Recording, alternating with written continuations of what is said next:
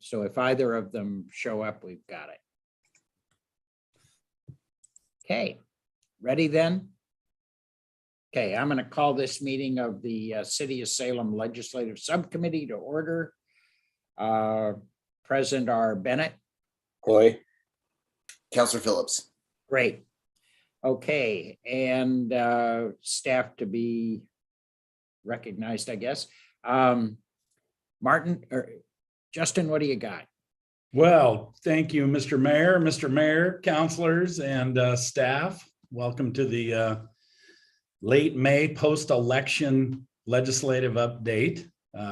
Look forward to this meeting because we're actually going to lay out what we're looking at. I'll do a quick review, talk a little bit about things that are going on, but then the real meat of this meeting, Mr. Mayor and council, will be to look at some returning concepts, some new concepts, and where we go in the future. So with that, we are through the election somewhat, at least we are in Marion County. I think Clackamas County still got a lot of work left. And that'll be interesting because we've got an incumbent congressman up there to see how that plays out. Certainly his strength or his core should be within that county.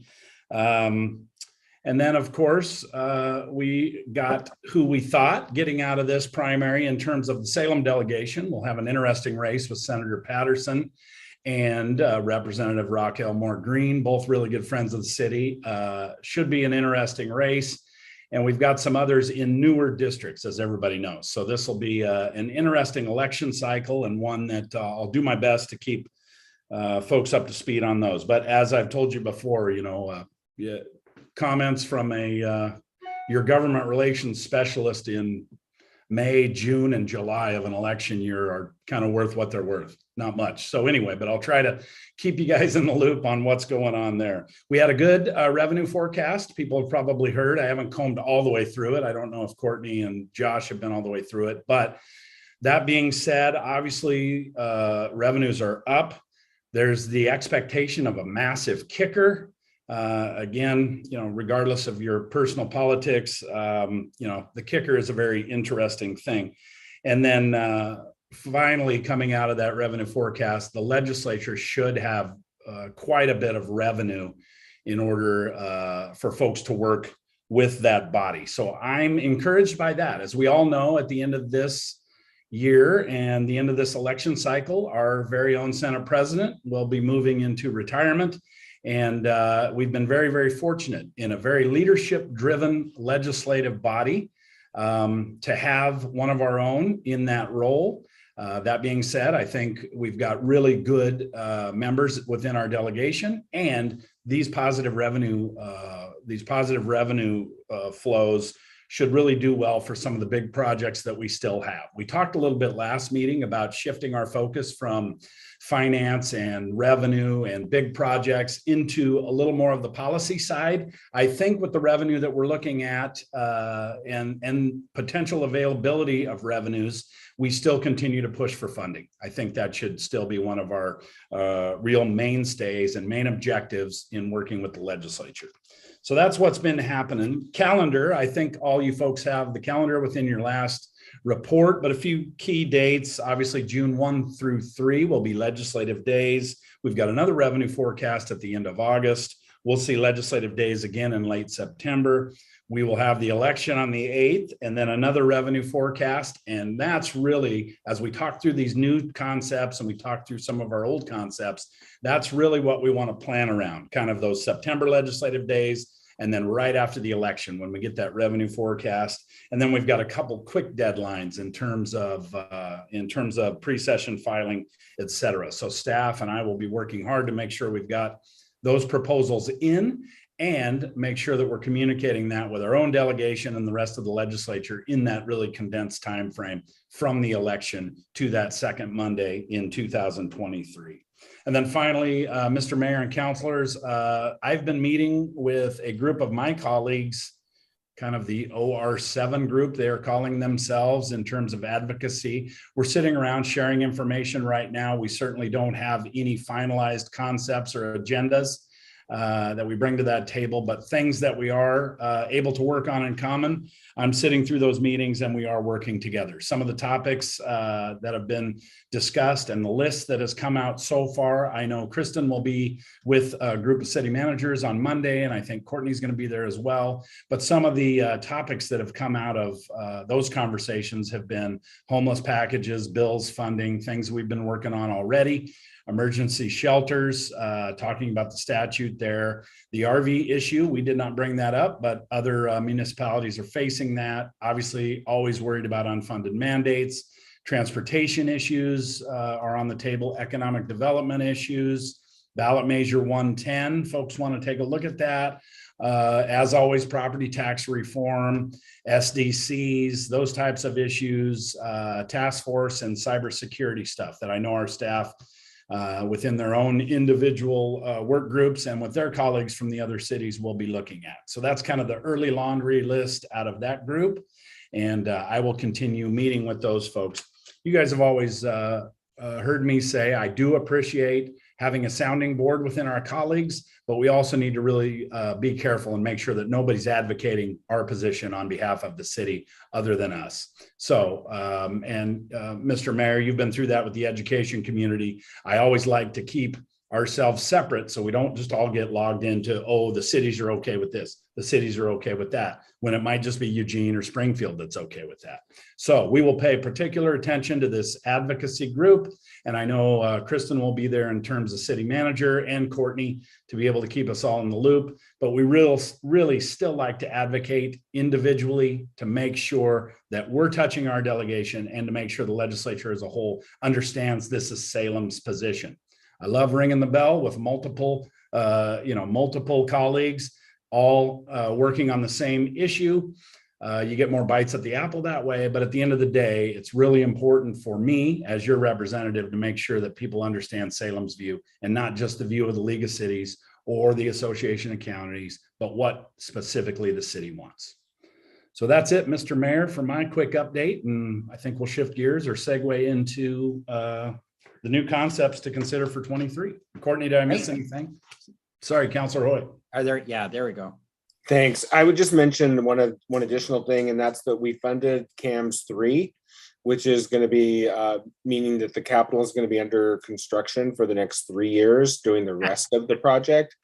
So what that means in practical terms, the hearing rooms will be open, I think, not for the June legislative days, but for the future ones, they'll be in person and open.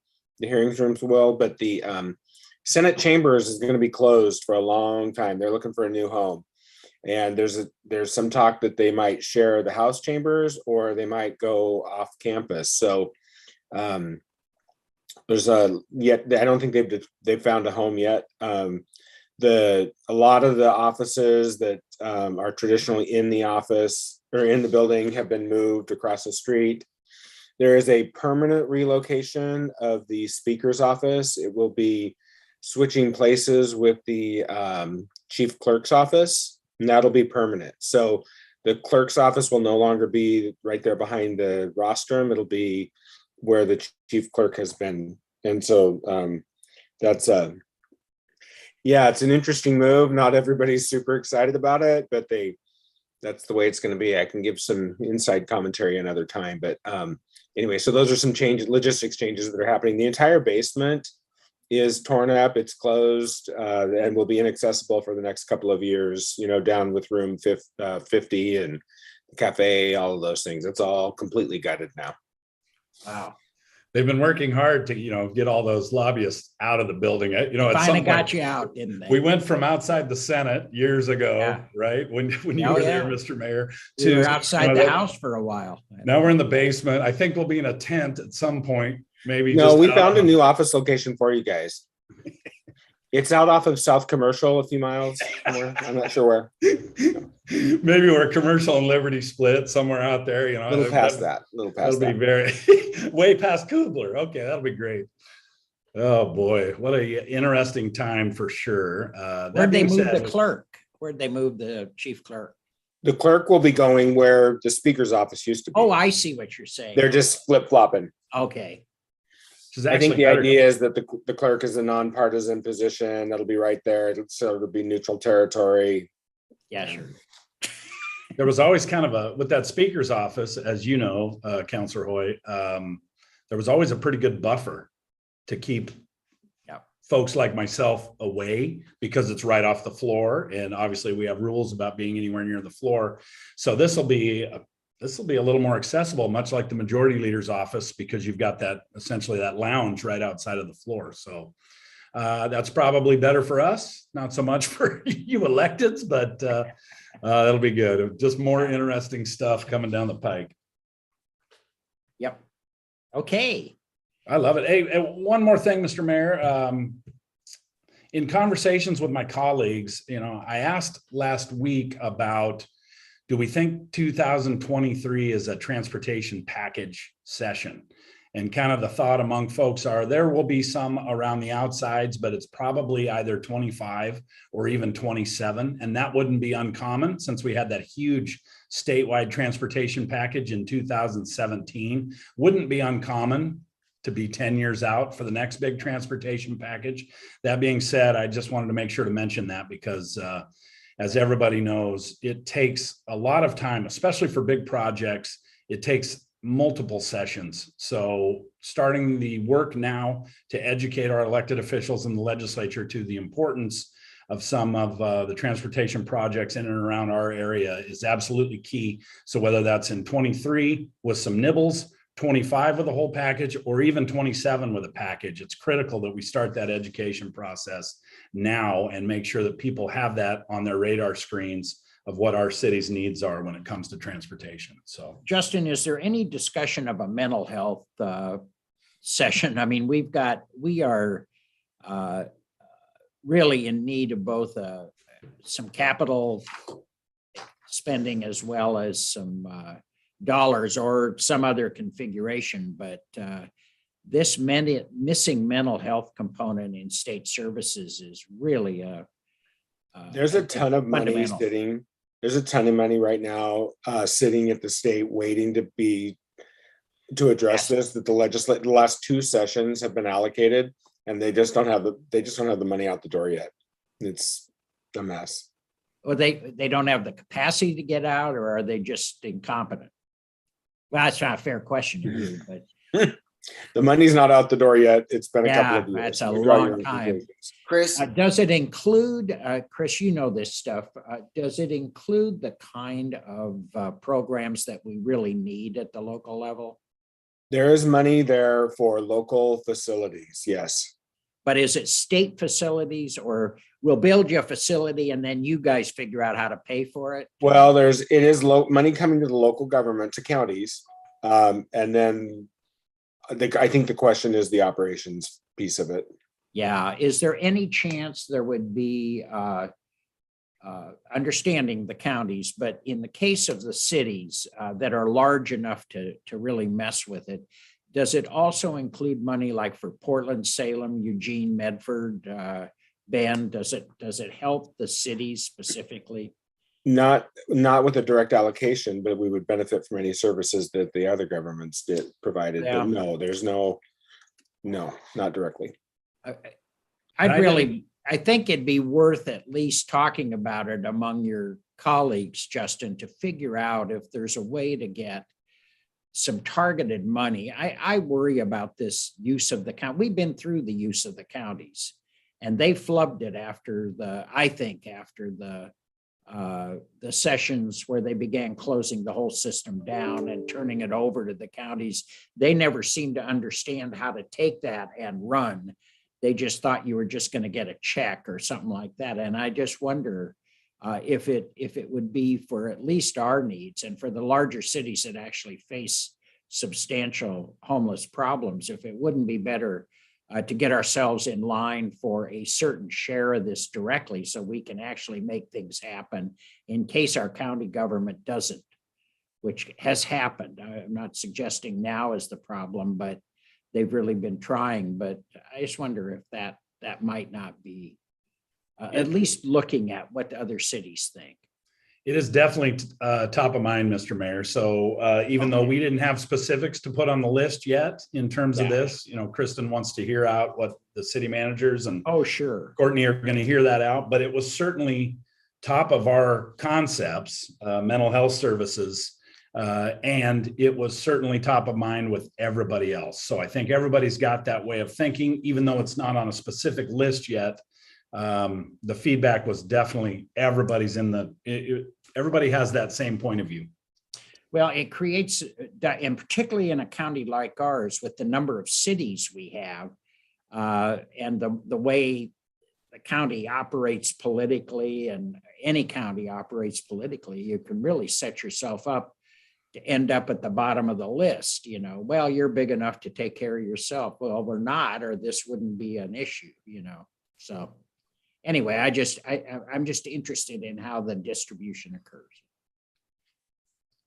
I think it makes a difference in our service. Yes, Trevor, I'm sorry. It's okay. I agree that it would be good if Salem could get, a direct allocation. And so I've talked about this a little bit with some of the government, liaisons at Salem Health.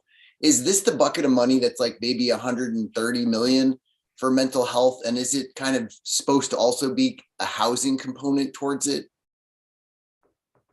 Or like, what is that bucket? I'm trying to understand what that is. It's for local residential facilities.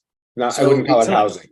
I It's wouldn't not call it housing, housing, but it is residential services. So it would be a place where Good. people do stay for potentially a few days. Yes. Okay. And so, what are the constraints? I guess my other questions, I know it's supposed to go through the counties, or that's the way it's always been, but what are the constraints for that? In terms of how does it, what does the end product look like? I mean, it's frustrating that it hasn't gone out the door when we only are, second to last in terms of what we spend on mental health. But I'm not sure what you mean by what are the constraints. so what could qualify to use that funds? Okay, so it'll be basically kind of, I don't want to say crisis, because I think it's a step down from crisis care. It's people who need a timeout, who need a place to be, not wherever they are, but So if not crisis, maybe respite. yeah, more like respite. And is it roughly 130 million? I believe that's the number. Yeah. Yeah. Okay. So, I mean, I don't mean to add, but I mean, we have so many concepts that we would love to see, brought here to Salem. I mean, whether it's a psychiatric emergency room, more respite care, things like a sobering center. I mean, we have a lot of missing infrastructure, especially on that front here in Salem, and it's got to be more than the state, but whatever percent, I mean, we're roughly 4.2% of the state. So we should get at least 4% of that pie here in Salem. Yeah. And I'll end my comments. Okay. Well, you're speaking my language on this. I think all you have to do is look at the history of the way this devolved from the state through the counties to us. And it's not the county's fault. Totally. The state dropped it. I mean, we ended up with going to different care models in group homes and things like that. Will this include some statutory changes that give the local courts the opportunity to do 30, 60, 90-day commitments because some people need actually a long respite and may not be able to sustain it emotionally themselves? I mean, it's just really desperately needed, though. That's the key here. And the answer to your question currently is no, but that's really the key. I think we need some of those policy changes to allow for that, but no, not currently. Great. Well, thank you for being an advocate for that approach. I just hate to see people do emergency, then be thrown out back onto the street and try to resolve a really difficult problem. It's just anyway, I think this one is a huge deal for us. I really do. It's been a really major council, I think, policy approach is to make sure we have as good a mental health, and I mean that in the broadest sense, both infrastructure and then capacity to keep it up. I think that's one of the things that happened to the counties on the group home issue, or at least it feels that way. So it's making sure this is the real deal this time. I can tell you that this topic is on our agenda for the Behavioral Health Committee coming up in the legislative days. Oh, So, great, great. Okay, well, you know this stuff well enough to share our concern, I think. Okay. Well, what, do you want to take us through these, Courtney? Do you want to? Yes, please, if I might. I want to just note quickly while we're on this topic that in the past, the city's legislative platform has really been to advocate for the state and the county to step up more around behavioral health. And what I'm hearing is a little bit of a shift in how we might approach legislative activity around this issue. Would you, as the committee, obviously we would be recommending these positions forward to the council as a whole, but as a committee, are you advocating for us to shift from the state and county support No. or keep that platform and advocate for direct allocation for behavioral health? I think we're advocating, at least my thought is we're saying, give us some money so we can do the job you're not doing. That's my feeling, but I don't know. Yeah, It's a pretty big shift. I just want to notice it out loud if that's what we're doing, or if we're trying to hold both places, both platforms. personally, I don't think we're prepared or in a position to be able to take on behavioral health. I think we need to continue to partner with the county and folks to make that happen. That's a huge lift to try to set up a system like that, and I don't see that landscape changing anytime soon. Yeah, I think the problem is historically, we haven't seen them step up to set up the system. We still have a community saying we need resolution of these problems. And if we can get at least part of the money, we may actually be able to do something, directly. That'd be kind of my concern is without a direct allocation, there's part of this that just will not be done right. But unless it comes with real guidance from the state. But we've been counting on the state and county to take care of this for years. How's that going? You know what I mean? That's kind of how I feel about it. I think that's how we've sort of been feeling about it for some time. I just have a quick question. Are there any of the, municipalities, cities that do manage any component of this in the state of Oregon? Everybody's stuck. What everybody has are situations like we have. People sleeping on the street. Yeah. And in crisis. But I think Chris is right. I mean, in a model system, the state and county would play a major role. The question is, right now, the state is the money guys. The county becomes the money guys for us. So we're going through two touches on the money before it gets to us to do some of the work. And the question is, can we get at least some direct allocation to allow us to do like a sobering center or, some of the other possibilities that we're doing. HRAP was our program. We didn't get any help, as much as help as we probably should have to get that really expanded. I mean, there's other things that we could have tried along the way. And we've got I think just a fabulous housing authority that gets federal, but I don't know how much state they're getting right now. So I don't know. I just hope we really think this one through. So maybe what we're talking about is kind of perpetuating that funding request for some concrete programs that we know we need locally to help mitigate some of the behavioral health situation, but not take on mental health, but rather look at the sobering center, ask again, perhaps even adding in navigation center, perpetual funding for navigation center. Right. Once we get that up and running, and then maybe even adding in a mobile crisis ask. So doing some more sort of discrete asks for program elements in that whole spectrum, but not asking to take on behavioral health. Is that right? A little bit more of what? We're not going to hire psychiatrists, city psychiatrists or psychologists. If that's what you mean. Yeah, Chris. So people, Courtney, need the county just got a bunch of money for essentially mobile crisis through a burn grant. And the mayor and I had a conversation yesterday with one of the commissioners about that. And so I think stay tuned on that one. I think there's a lot happening at the county level on that topic that is going to kind of change the landscape quite a bit.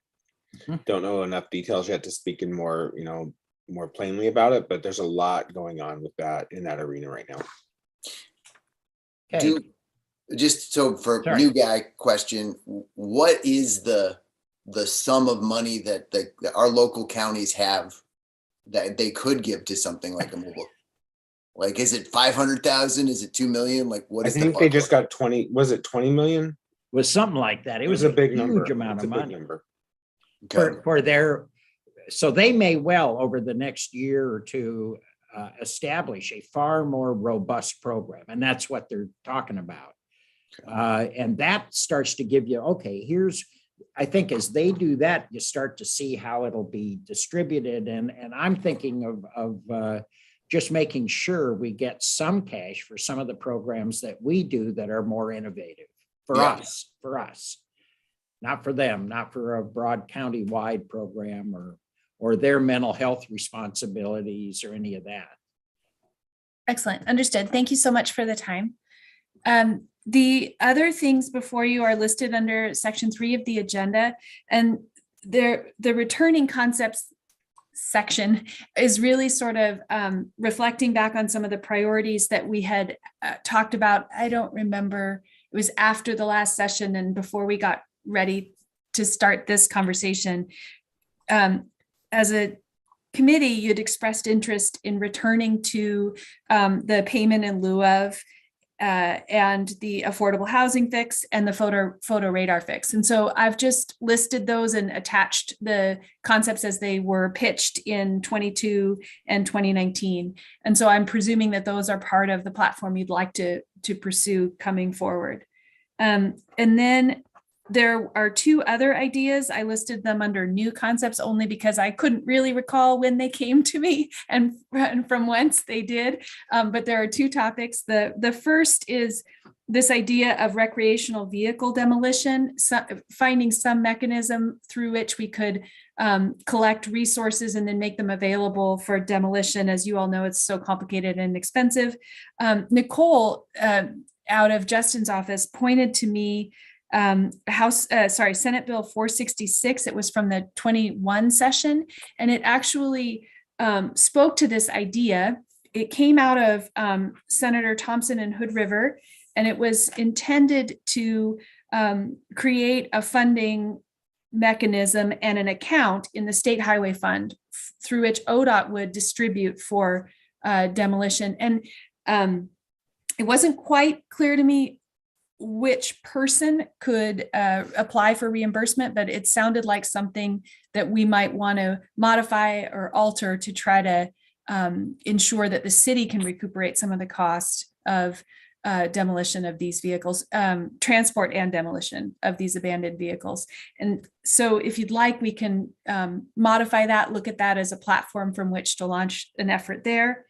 And then the last bit was there's some interest across, I think, quite a few cities now about trying to avoid the tragedy that we had several months ago in Salem, so that we local governments would have a little bit more authority to enforce moving folks out of really dangerous camping locations due to just the proximity to dangerous roadways and speed.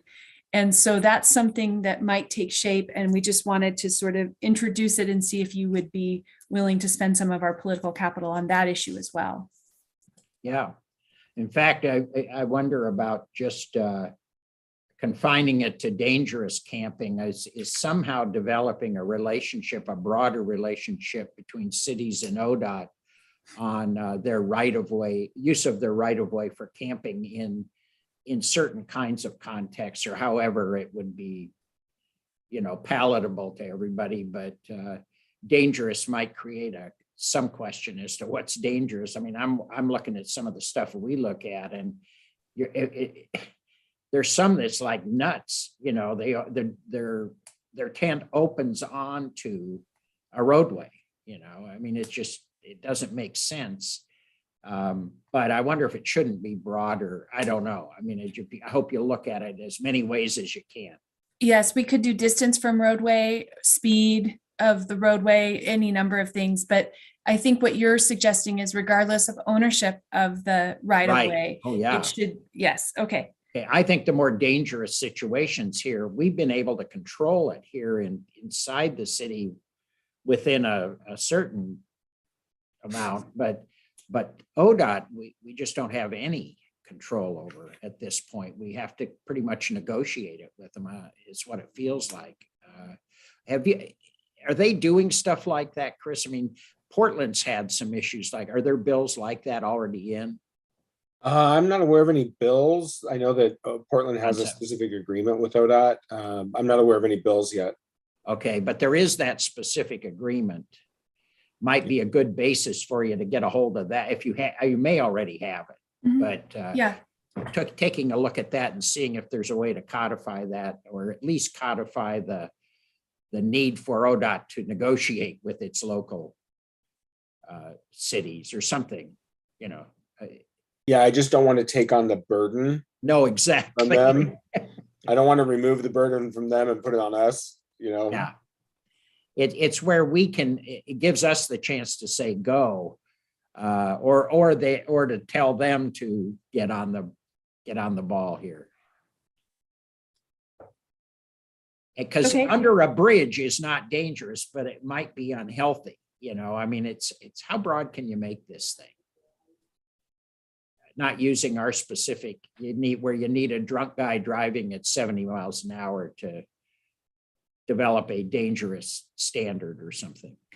we had, one of the complaints that we receive with a high level of frequency during rain events is concern about the health of the waterways. Yeah. Because of proximity to camping in those areas. And so we could even look potentially at riparian areas or something as a way to try to protect more resources as well in the local communities. Right. Well, and the ability to, separate from the state or anyone like that, but is the ability to declare some of these wetlands dangerous pollution areas, that kind of stuff. I think that might be a kind of an interesting approach. Whether they'd survive in the courts, who knows? But yes. Were there any other sort of bigger, broader ideas that you wanted us to take a look at in preparation for the coming session? These were the ideas that I'd been hearing from our earlier conversation, and also, I don't know where I've gathered the others, but just curious if there were other ideas that you wanted us to be looking at before we switch into the funding side. I may be out of order due to my newness, but Measure 110, it's supposed to create some funding for, addiction issues. But I don't think, anything's really happened. So my question is, where's that half of that law change that, Oregon voted pretty clearly in favor of? Because, we're in desperate need of more services locally, like a sobering center and other addiction treatment services. yeah. Maybe we could talk about that just in a bit, maybe make a note of that, and maybe we could talk about that as to kind of where is that?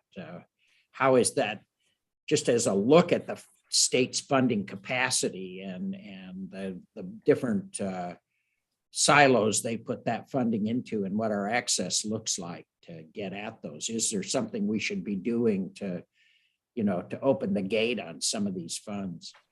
Yeah, the two questions that, I'm hearing from my colleagues and other folks are, one, that funding piece, to your point, Mr. Mayor, and then two, all the unintended consequences and how that plays into gobbling up some of that funding or creating other issues that nobody even expected at the time. Good. Well, I think Trevor's hitting on one that I think would be of real interest to us, if you can kind of update us on that at our next meeting and sort of start giving us some advice on where to take our work, or your work is none of our, I mean, this is like, this is probably too, Trevor Phillips specific, but it's such a broken system. I mean, like Yeah. I have to get more credentialing to give somebody Suboxone than I do to give them methadone. I mean, or like, just straight up oxycodone. So, I mean, I've got to get like an X waiver to give more than like 2 days of Suboxone, where Suboxone's so much safer and better for the people. So I don't know that it's the city's responsibility to, advocate for physician level changes, but there are coalitions that are coming together to back, getting rid of some of those prescribing things that would make it easier to treat people with medications that aren't, guaranteed to, generate addiction. We could certainly share, at some point next year, you may want to instruct Justin to go into the funding for the Board of Pharmacy with we would like to see you advocating this direction or something like that. I mean, there's different ways to go at this stuff where you may not be able to get directly at it because of the federal involvement in pharmaceuticals and the way they tend to have a piece of the action. But we can work with our state regulatory agencies to kind of help out on this a little better. I mean, you're making such a good point. I think it's at least something you might want to call out to the Board of Pharmacy or some, you know what I mean? Yeah, that's a good point. Okay. How So about the then money? the money. So in addition to what I heard earlier about, continuing to advocate for the state and the county to provide funding and take their role in mental health, we are talking about continuing the ask for sobering, continuing the ask for sustaining the navigation center beyond the existing funding.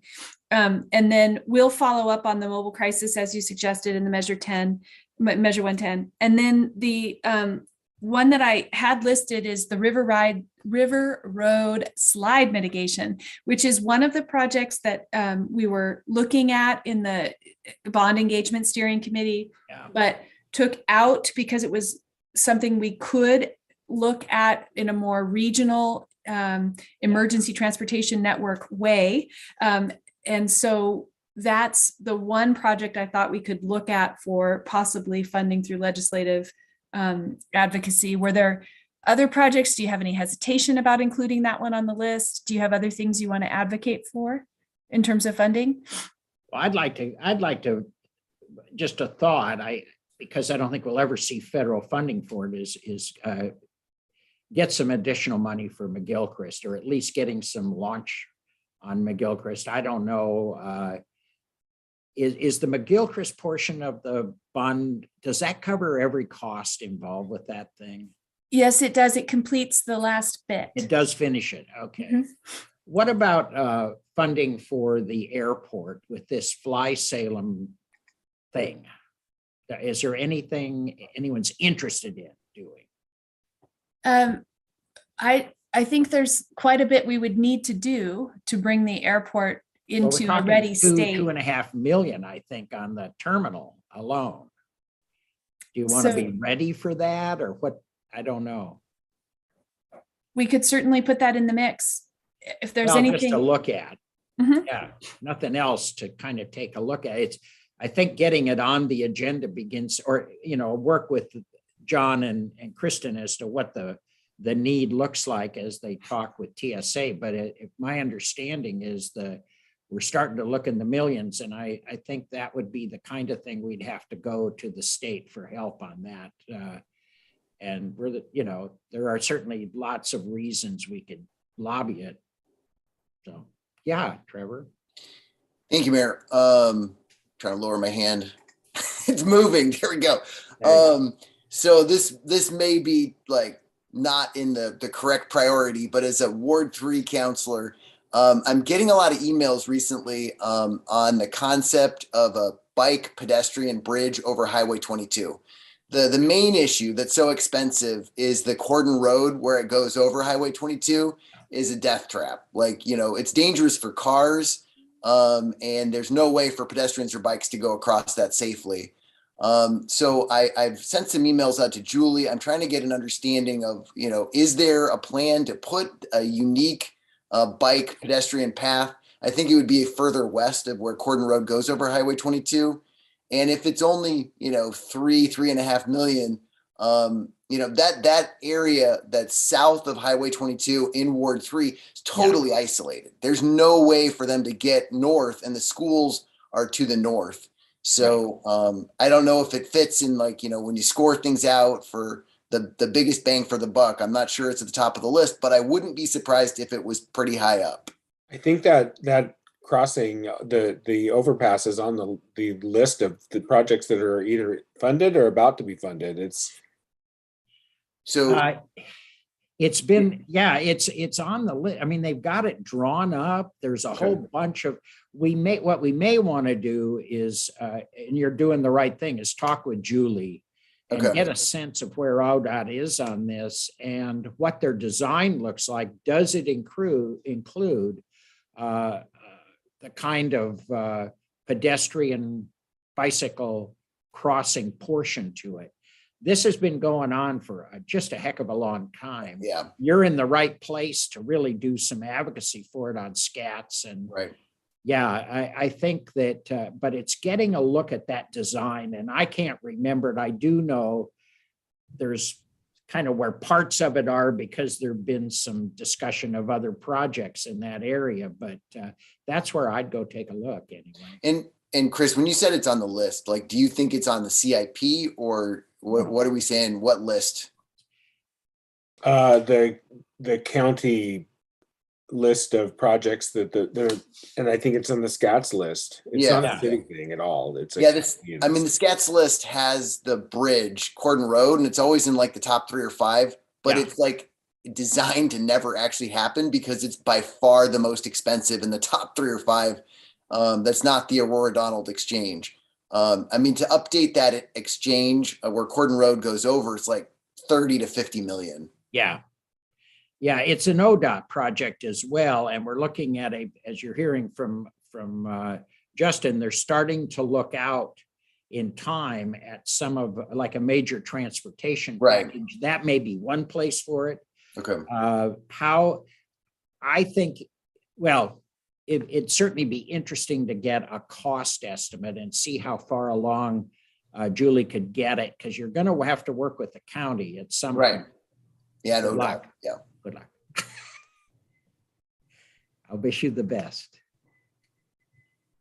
Well, thank you, Mayor. I know you wrote a letter in favor of it, as did Nanki and others. I have written it for years in favor of this thing. So thank you. Yeah, I'll continue to pray for you at this point. Okay. What else you got? Well, that's all that we had to bring forward today. But if there were other project ideas that you wanted us to... I'm going to put one on the list, okay? And I'm not advocating. I'm just going to, there is a strong proposal for and I mean that only in so far as it's a very well thought out proposal. It doesn't mean it's going to be perfect, but for development of a stadium for a college baseball league in Salem, and it's about a $2.5 to $3 million ask, and it's in conjunction with other institutions in town, and people are starting to talk about it, and it become part of that league. And I'll give you an example. The state just gave $7 million to Eugene for a stadium down there in the same kind of facility, same kind of activity. And it's an interesting idea. I think it'd be one for you all to explore, whether you want to go in right away on a thing like this. I think each of you will want to talk with the advocates, and I've already directed them, go talk to you guys about it because of the locations, and obviously because Chris will be mayor, and I think it's important that they get a feel for it in terms of what your feeling is about it. But I think you ought to get a chance to look at it. I just all I'm doing is saying it might be a placeholder. It's just the kind of thing that you might find the state would be willing to step up on after stepping up in other communities. Is that why Luke Emanuel wants to meet with me? That's why he wants to meet with me. Okay. Okay. That's the one. All right. And it's actually quite good. I think Trevor, you might want to make touch bases after Chris talks to him with Luke. It really is an interesting idea and one that may find real strong favor. They're looking right now at Willamette, working with Willamette on it, which would centralize it and make it available to a lot of users. The other places out at Gear Park, a little more problematic. I had some reservation about dedicating Gear Park to this kind of thing. Willamette, great. Let them do something good for us.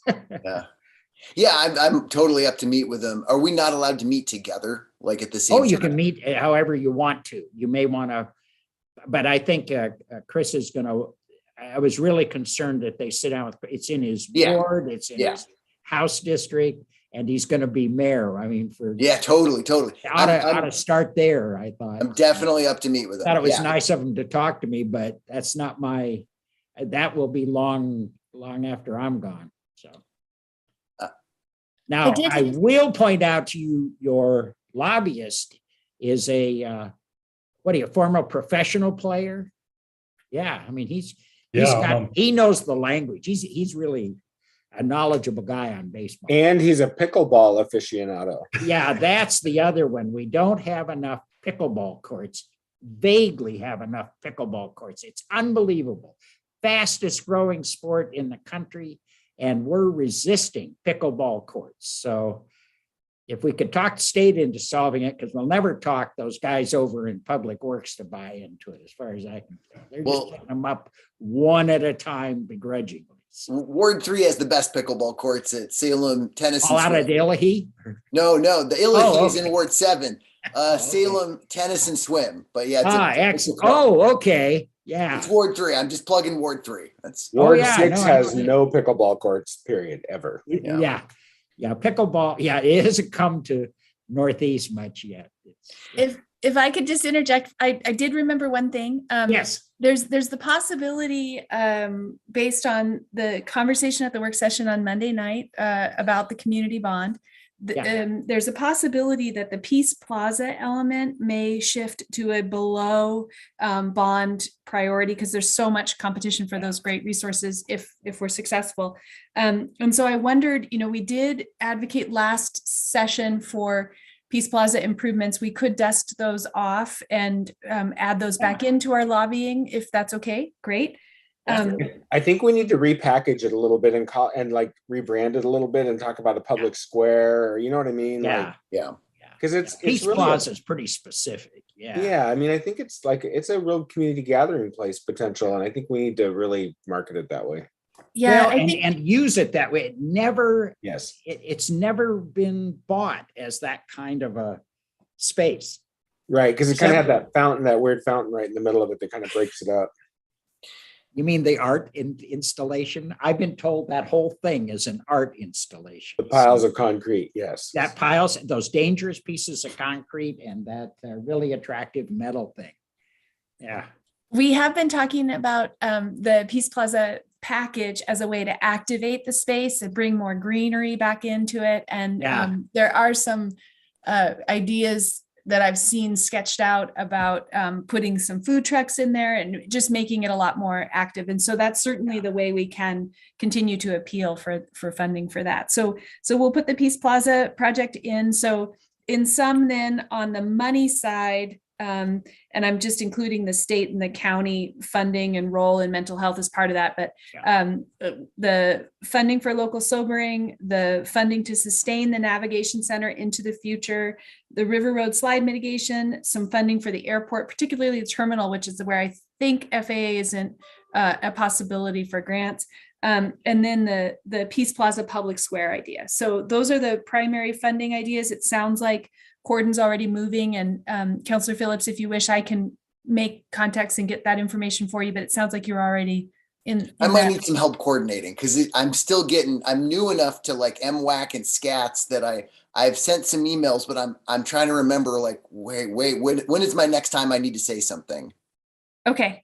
So I might need some help coordinating. Okay. Would you also check in with Chris after he's talked with Luke to just see Yeah. if there's any interest there. Totally. It's really kind of an interesting. Oh, I'm game. I not? want to meet with him. I want to meet with So him. yeah, oh, good. Yeah. I'm a then- yes, let's meet and, you know, see if we can do something good here. Good. I have some questions that are not financial, more policy. I know it's rare for the city to take, you know, policy positions on ballot initiatives, but we have occasionally. And last summer, you know, we unanimously passed the resolution declaring, you know, healthcare a fundamental right. So there's an amendment that's going to be on the ballot in November, the Hope Amendment that adopts that language. Healthcare is a fundamental right. My question is this already settled? Has the city council effectively taken the position that people should vote yes? That was my intention. Or do we need to re-vote on that? Because I just want to make sure that we're credited with taking that position. It's, you know, it's not, you know, a specific mechanism yet. It just changes the Constitution to say healthcare is a fundamental right, and it would encourage us and force us to do even more healthcare more broadly. That's high quality for everybody moving forward. We, Salem, do more healthcare? No, the state. So the state at Oregon, the state, not the city, would be Okay. required to do more. I'm just saying we're encouraging the people here, Salem, as an entity, city council, to vote yes. I mean, we passed the resolution unanimously.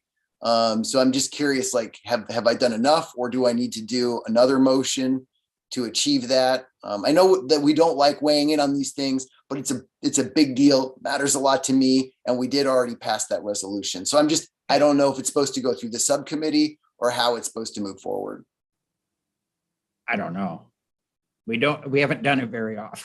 I know, You're right. fair. I'm But really I not think- sure. I think if you want to have the city weigh in on this with a yes or no recommendation to the voters, we probably ought to talk about putting it on the council agenda and just let Okay. the council vote. Okay, fair. I'm not sure this would be the right place. I hear what you're saying. Yeah. Yeah, 'cause I think the opposition to like Measure 105 came from the subcommittee. It didn't? Okay. No, I believe it was I just, just it don't went know. straight to council for a vote, and I think that's what. Okay, I misunderstood. I had misremembered that. I wasn't on council then, so thank you for reminding me. That was my question. Yeah, Okay. I just bring it in, you know, and yeah. Okay, what else you got? Did you have anything else? No, that was the biggest one. Okay, good. Okay, As staff, we don't have anything else to present. We'll pull these issues together and we can take them back to the council if you wish, or we can bring them back to the group all polished up. It's your choice. why don't you let us see it polished up? We're not in Excellent. any monster rush here. Let's make sure, that also give us time to make sure either Gonzalez or Stapleton are here. Give us a you know, a little additional discussion. There may be some additional discussion out there. And then And just as a reminder, if there are specific bills or just language that we want drafted, I have the ability to do that for a period of time, but we'll lose that ability at the end of the year. So I can always get language drafted if that's Right. helpful on any of our arenas. We of course would have to find somebody to carry it after that, but Yeah, I can help navigate that. yeah. you just reminded me of one. Again, it's just a policy thing. I'm trying to lower my hand. Okay. So the city has also adopted that, you know, declaring racism a public health threat. And I think that there's a similar like resolution at the state legislature that I'm not sure is passed yet. If it hasn't passed, since we as a city has adopted that, can we encourage our delegation to support that? We can send them a letter saying Okay. we've adopted this as our position. That may well be what we do with the other one you're asking is a different, is a public. Because it's a ballot vote. initiative. Yeah, so that's the one to bring. This one, we could send a letter out either from the council, from me, whomever, me and the council, and get that on the record right away as we see it available to us to comment on in the system. I mean, where we've got a place to park it. Is there a bill? Is there what is there exactly to respond to? And just for Sure. clarification, Trevor, there are no bills currently. So any bill that had been introduced before is dead. So Yeah. there's only a bill if there's a new one introduced. They ain't fair, but if one comes forward, Right, right, Definitely. then we would do that. Probably be at the time Chris has been sworn in, the legislatures in session. You'd send a letter from the mayor or from the mayor and council or the council. Just depends on how you all put it together. okay. Okay, great. Justin, Thank you. anything else you need? Okay, great. Then if there's no other business, then I'll